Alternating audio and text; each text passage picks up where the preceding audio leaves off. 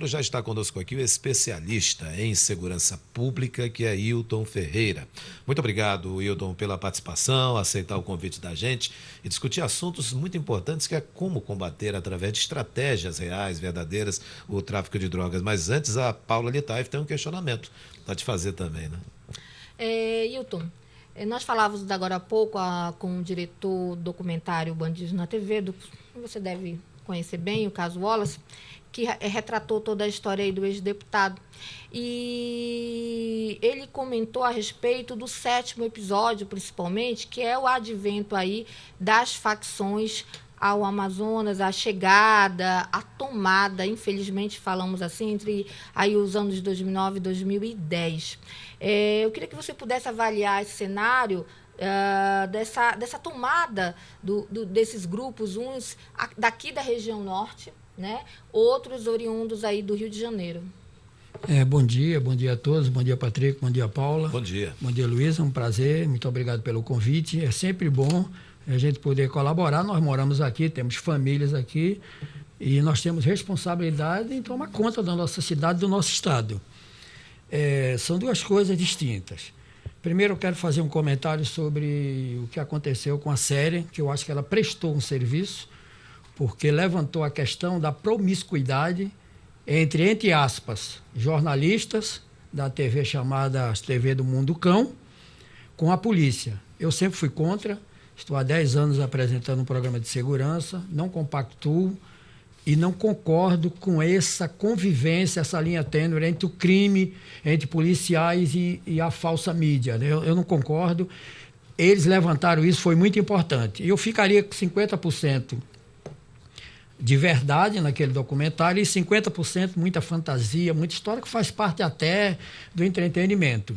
Mas deixou esse legado que foi levantar essa questão que a gente denunciava há muito tempo, mas não nos ouviu. Foi preciso alguém de fora vir denunciar e deu uma freada, né? Diversos jornalistas da antiga me procuraram. E o que é que tu acha? Eu acho que há muito tempo vocês trabalham errado, então deixou esse legado. Eu não concordo com essa convivência. E quanto ao crime organizado... Sim, como que você pode descrever essa tomada do poder aqui no Amazonas? Isso tanto na capital essa como no tomada, interior. olha só, o Brasil, o que ocorre é o seguinte, crime organizado. Eles são organizados por 3 fatores. Os maiores especialistas do mundo concordam com essa, eu sou dessa corrente. Ele tem que ter hierarquia, organização empresarial, visa lucro e tem que ter agente do Estado envolvido. Se não tiver esses itens, não é crime organizado. Pode ser quadrilha, bando, pode ser tudo. Tem que ter o elemento agentes do Estado, seja ele do sistema criminal ou não. Esse é o crime organizado. A outra é que o crime organizado ele continua muito bem organizado, gasta-se muito, só para ter uma ideia, em torno de 5 bilhões, só aqui na nossa fronteira é o dinheiro do tráfico. É muito dinheiro. E o que ocorre? E o nosso sistema, e eles têm uma política permanente. E o nosso sistema de combate, ele não é permanente e ele é desorganizado. Existe essa luz agora, existiu na verdade lá atrás, tem que ser justo, com a criação do Ministério da Segurança. E o Moro, inteligentemente, levou o general Teófilo, que conhece muito bem a região, e manteve os projetos lá atrás. Não tem nada de novo. Se quiserem falar depois sobre o CISP, fronteira, ou seja, ele aproveitou, que é raro nos governos, né? Entre o governo destrói o que o outro fez. E quanto a essas facções, a mais antiga do Brasil, né? Eu, por ética e por ser policial e por ser jornalista, eu defendo há muito tempo. Eu só cito o nome dessas facções quando se trata de jornalismo. Eu vou abrir essa exceção, 10 anos que eu não falo. Eu também não gosto de citar. Eu não cito, eu chamo sopa de letrinha, né? Porque eu não sou garoto de propaganda. E nem cito o nome também, porque eu sei, tem investigações sérias. Só para ter ideia, uma grande revista nacional colocou o Marcola, agora eu vou abrir a exceção do PCC, 3 vezes na capa de uma revista nacional. Você acaba que glamoriza, custou, né, quanto isso? Custou quanto? Então, isso precisa ser, as CPIs barraram, não quiseram confrontar. A gente sabe que eles têm assessoria de imprensa e cada vez que sai uma manchete e que eles são destacados, eles ganham por isso. Por isso que eu não falo, não cito, não divulgo, não mostro fotos. Então, o Comando Vermelho, que é o caso lá do Rio de Janeiro, que é a mais antiga e mais organizada, ela não se contentou em ficar entre Minas Gerais, porque é próximo, Espírito Santo, aquela área. Ela expandiu, hoje ela está em mais de 16 estados. E aí tem a rivalidade com a facção paulista, que é o primeiro comando da capital. Certo? Porque o Nelson Hungria batizou e bem. As nossas cadeias são os escritórios do crime. Os maiores juristas brasileiros, esse termo é dele, gostaria que ter sido meu, são as universidades do crime. Então eles continuam mandando, continuam. Não adianta, não, eu levei para o Presídio Federal, dificulta, mas continuam mandando. E daí eles estão em todo o território nacional. Não é um privilégio daqui. E aí alguns dissidentes foram criando, como é o caso lá do Sindicato do Crime no Ceará, Família do Norte aqui, volto a dizer, vocês estão me ouvindo e me conhecem, estou abrindo uma exceção, porque aqui nós estamos tratando de assunto jornalístico, não de estar divulgando o crime. E aí a Família do Norte, o Sindicato do Crime lá em Fortaleza e tantas outras no Brasil que foram aprendendo justamente com essas duas. Tu disseste ainda há pouco que o crime só é organizado porque tem a participação de agentes do Estado nele. Porque se não fosse, palavras tuas, seria um bando. Quadrilha. Essa é a corrente majoritária, não só minha, dos especialistas do mundo todo. Tá, legal isso aí que você falou. Agora, por que não se extirpar, não tirar esses membros que são do Estado e que participam dando apoio ou não a esses bandos criminosos que se chamam donos de determinados territórios? É absurdo a gente dizer assim que a área X em Manaus é área vermelha. É absurdo a gente dizer isso. E a polícia mesma diz isso. Parece que a polícia é incompetente nisso. O Ministério Público não investiga isso, então eu quero chegar nesse ponto. Como é que você vê essa vejo da seguinte maneira, de determinadas autoridades? Vamos agora, vou partir por um fato agora bem recorrente. Estava assistindo agora. A cantora Ludmilla lançou agora uma apologia às drogas. Está tocando bilhões de acessos. O Estado, eu não gosto muito do termo polícia, porque há muito tempo se cobra da polícia. Eu gosto do termo Estado. Estado por quê? Porque é muito fácil, porque quem fica 24 horas dando a cara a tapa é o policial militar na viatura, que é o Estado. O Estado brasileiro não assumiu que o policial militar é um agente do Estado. Não, é a polícia, é muito fácil colocar a conta na polícia. Aí fica de fora o sistema criminal, que eu entendo, que vem desde a Guarda Civil. Uma ordem do Estado, né? Do Estado. E do Estado eu digo o sistema criminal. Por exemplo, você encontra alguém do Ministério Público meia-noite? Não. Você fala com o juiz meia-noite? Não. Então essa conta tem que ser dividida entre todos, que é o caso do Estado-União. Por exemplo, eu falei o caso da Ludmilla. Por que o Estado brasileiro não gasta também com boas músicas também contra o crime organizado? Aí você entra o agente do Estado. Porque a agente do Estado joga um contra, e a União. Uhum. Só para fechar o que o Patrick me perguntou. Por que não extirpa? Vamos lá agora. O Estado brasileiro não se faz presente nas fronteiras. E aí, como recentemente foram presos 2 integrantes do Estado, 2 policiais militares, para você ver que a própria polícia corta na carne. Foram os próprios policiais militares que prenderam esse cabo e esse soldado lá, que davam cobertura. Agora imagina quantos desses no Brasil todo. As corregedorias prendem, a carceragem lá da Polícia Militar de São Paulo está lotada, que tem uma boa corregedoria da própria Polícia Militar. Então se corta na própria carne, só que a divulgação não é na mesma intensidade, por falha do Estado, que tem verba para isso, de quando se prende os maus elementos. Mas aí tem que chegar também nos outros poderes. Essa é a questão do Estado. Aí tem o poder da caneta, por exemplo, parou-se lá no Congresso, a CPI da toga não fizeram, e as pessoas ficam com medo. Parece que não se pode falar do Judiciário, não se pode falar do Ministério Público, não pode falar da Polícia, tem que falar de tudo. É o Estado como todo que não assume essa lavagem. Se queimou agora com as queimadas, o Brasil todo parou. É mais importante a árvore do que as nossas vidas? Por que não vem essa mesma força que eu defendi da última vez que estive aqui para o Amazonas, da mesma intensidade que se cobra quando tem uma queimada? Quer dizer que nossas vidas valem menos do que uma árvore? Essa é a questão. Daí os agentes mal intencionados dentro do Estado, uns dão cobertura, outros participam ativamente e tem relatórios e relatórios de todos os órgãos de inteligência sobre isso. Agora tem que haver uma decisão do Estado e do Estado-União, que não tem um programa de Estado, tem de governo. Troca o governo, troca-se os projetos. E aí o crime organizado, nada de braçada. Paula Litaif. Só por curiosidade, qual é a música da cantora Ludmilla que faz apologia ao crime organizado? Só por a gente ter aqui, que foi uma pergunta feita por um internauta. Às vezes a gente... se colocar aí um estampa de verde, tem até um vídeo... Não, Verdinha. Verdinha. Que depois as pessoas podem até Ela disse que plantou, fala assim, eu coloquei uma plantinha verde no meu quintal, estou vendendo a R$1.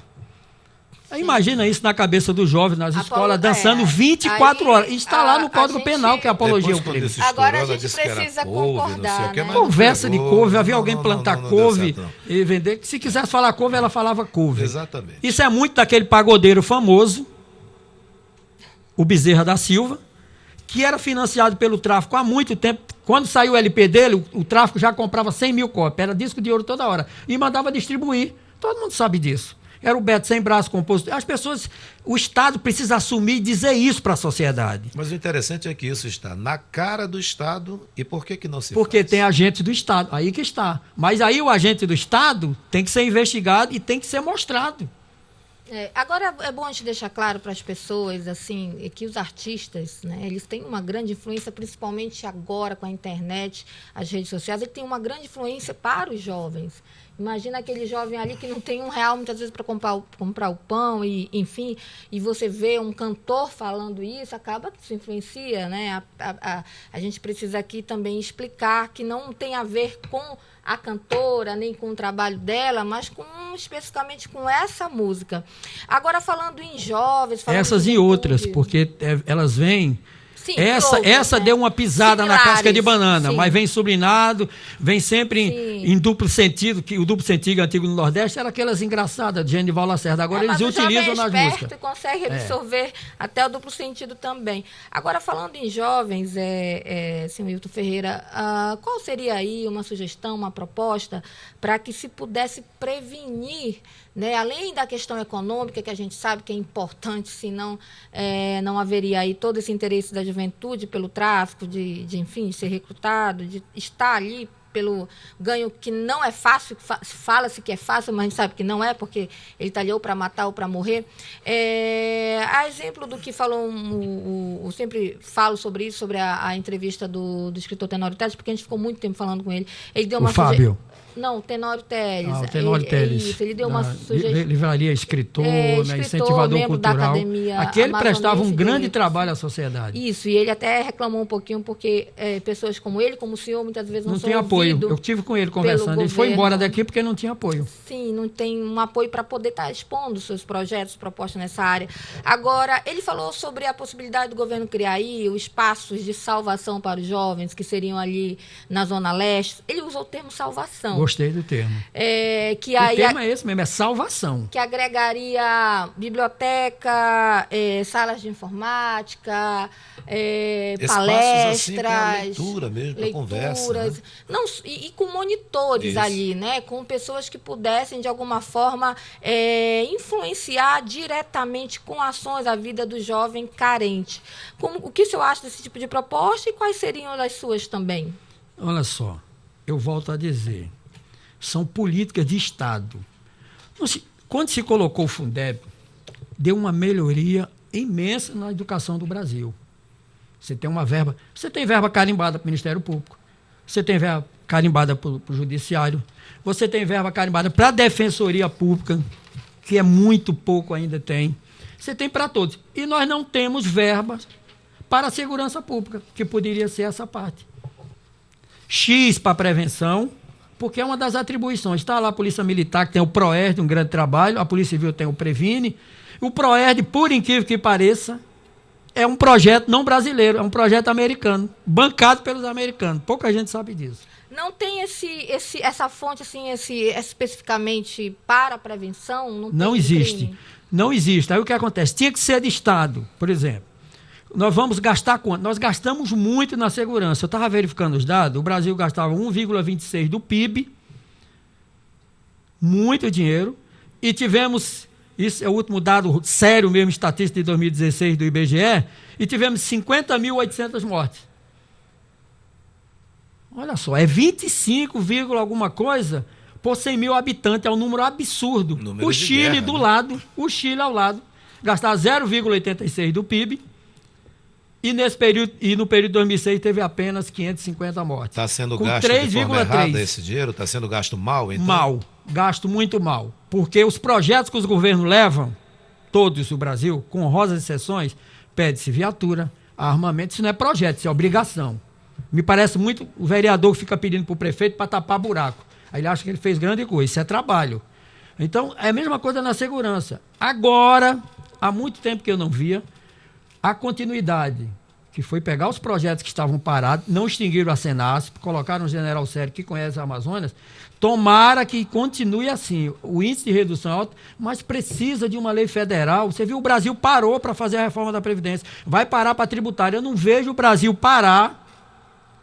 O Congresso tinha que parar. O termo do Teles, eu gostei, vou até ligar para ele, salvação. Nós estamos morrendo, nós estamos perdendo nossos jovens de 14 aos 22 anos, porque onde é que está o projeto Bom de Bola? Fechou. Galera nota 10, aqui do Estado, fechou. Os projetos sociais, eles fecham de acordo com os governos, e fecham no Brasil todo. Não há um projeto sistêmico e permanente, não há. Mas é como você falou, não são políticas de Estado, são de governo. Né? Até as cores se mudam. Trocou o governador, troca a cor. Trocou não sei o que, troca a bola. Não sei, só não troca o nome dos times porque os torcedores não deixam. Então, o que falta é política de Estado. Se para tudo porque queimou a Amazônia, quer dizer que é mais importante a árvore do que essas mortes. 60 mil mortes, é uma guerra civil. Hilton Ferreira, e como mudar isso? Só se muda com a sociedade organizada. Essa dizer, o voto, com esse sistema que nós temos hoje aí, com os donos de partido, não se muda. Infelizmente, a nossa democracia é capenga, viciada, né, corrompida.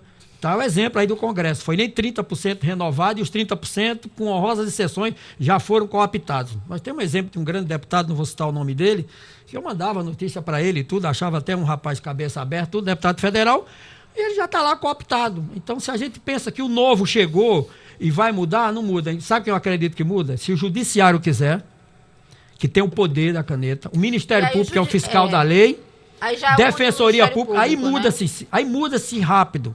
Nós temos exemplos isolados, vou citar o nome de um aqui de juiz, Luiz Cláudio Chaves, que é ligado ao esporte. E por coincidência, a esposa dele está ganhando o Oscar lá em Iranduba.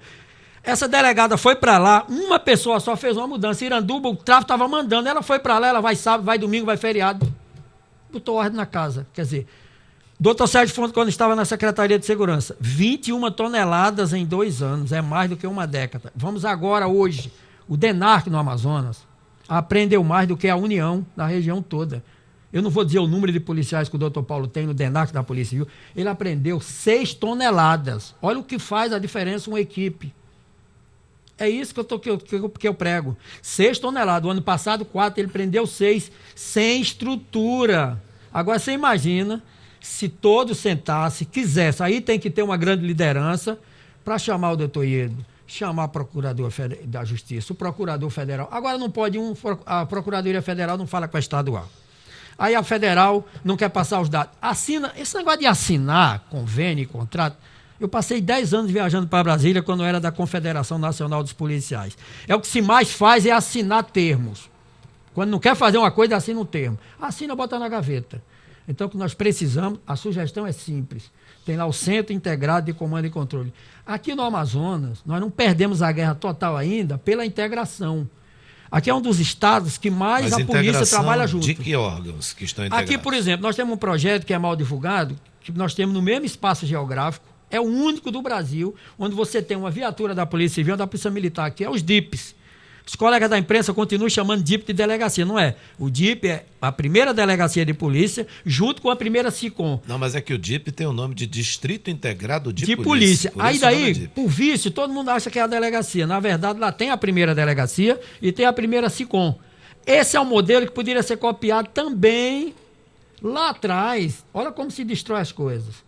Tinha as seccionais leste, inclusive eu lembro você cobrindo lá nos educandos, no início, tinha lá uma sala do Judiciário, uma sala do Ministério Público. Hoje não tem mais nenhum. Calma, aí tinha um coronel que era o administrador, porque tinha verba, aí tinha limpeza, tinha tudo. Lá você falava com o Judiciário, com a Polícia Civil, tinha tudo. Aí de coronel foi para o major, foi descendo. Uma vez eu fui lá, tinha uma soldado, um cabo administrando, pedindo vassoura na feira, pedindo limpeza, porque não tinha. Destrói-se as coisas, porque não foi eu que ganhei a eleição. E aí quem paga, aí eu volto a dizer, é mais importante uma árvore do que a vida. A sugestão é simples. É que a suja que ilumina essa cabeça, que ele sente à mesa. Aqui, o passo aqui é melhor do que em diversos estados. Aqui se trabalha junto. Mas precisa-se ser sistêmica, hoje, amanhã e depois. Porque é inadmissível que a gente tenha a maior fronteira e a União. Eu não digo o número de federais, pensei até que o doutor Sérgio já está aqui, eu não digo o número de federais porque eu tenho vergonha de dizer quantos federais tem aqui no Amazonas.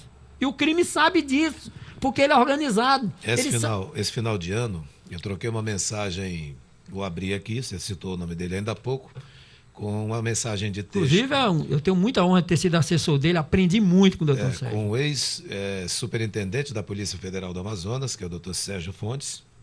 Não sei onde ele está atuando, nem nada. Mas é uma força dessa aí que está aí, ó, sem estar sendo utilizada. Subutilizado. Não sei se ele quer, não sei se ele foi convidado, a gente também não sabe. Bati uma mensagem muito rápida com ele, de fim de ano assim. Mas desperta isso. Quer dizer, a gente está chegando ao final, o Hilton Ferreira, são 7h55, e a tua fala é uma fala muito forte, realista, colocando esse ponto, principalmente quando a gente perguntou que você não vê. Não tem nada que te dê uma luz nesse cenário todo aí, na tua opinião? A luz do cenário é essa. Nós perdemos quando perdemos o Ministério da Segurança. Eu, por exemplo, fiquei decepcionado, eu votei no presidente, e a bancada da segurança foi um retrocesso, e ficaram calados. Começou errado logo aí. Não era para abrir mão do Ministério da Segurança, que vinha dando certo. Sistema Integrado de Segurança, isso que o Sérgio Moro fez, só os grandes homens que não têm vaidade, que pegam o projeto dos outros e toca. Criou o centro, eu vejo essa luz agora, Patrick. Foi criado o Centro Integrado de Inteligência de Segurança Pública do Norte. Funciona lá no CIPA. Que é todas as inteligências da polícia, ele já tem no Sul. Pra cá, isso. Né? Esse é uma inteligência. O que me causa estranheza é o seguinte: quanto vai ter de verba? Volto a dizer. O Tribunal de Contas do Estado, que também recebe, que eu esqueci de citar, Tribunal de Defensoria, todos eles, quando inicia o ano, eles sabem assim: eu tenho X% para gastar na segurança.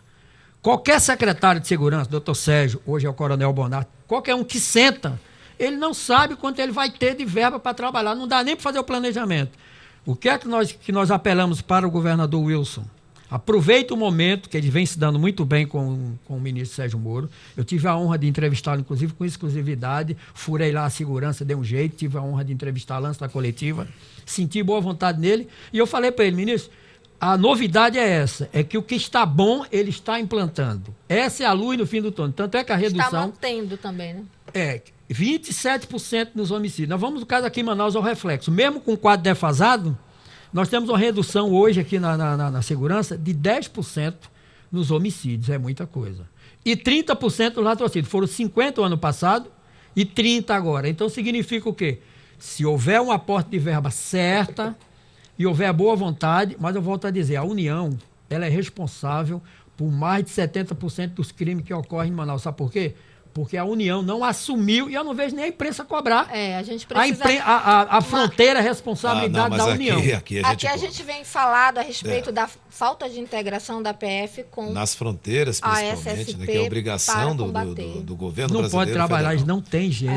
Não, em relação à inteligência, né? Porque a gente percebe que a PF ela já é pioneira. Assinaram agora, em novembro, eles assinaram um tratado para disponibilizar o banco de dados da Polícia Federal. Foi assinado com o governo do Estado, mas é recente, foi agora em outubro. A gente pesquisou que isso na verdade foi uma continuidade do que já vinha, acho que desde 2017, esse tratado, mas estava parado e agora retomaram, né?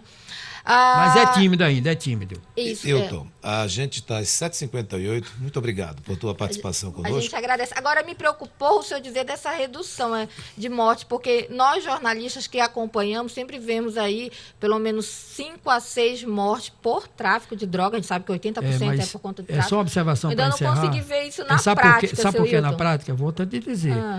Eu vou chamar, porque eu vou ficar chamando o efeito Ludmilla mesmo, porque assim como ela... Isso é que chama-se contra-inteligência. Usar o veneno como se faz com a cobra o Butantan. Só para fechar. Sabe por que você não vê na prática? Justamente pela resposta do Estado, que é muito tímida. Na hora que tem o boi, meu amigo, é o boi, eu gosto do boi, mas é o boi 24 horas na televisão, no jornal.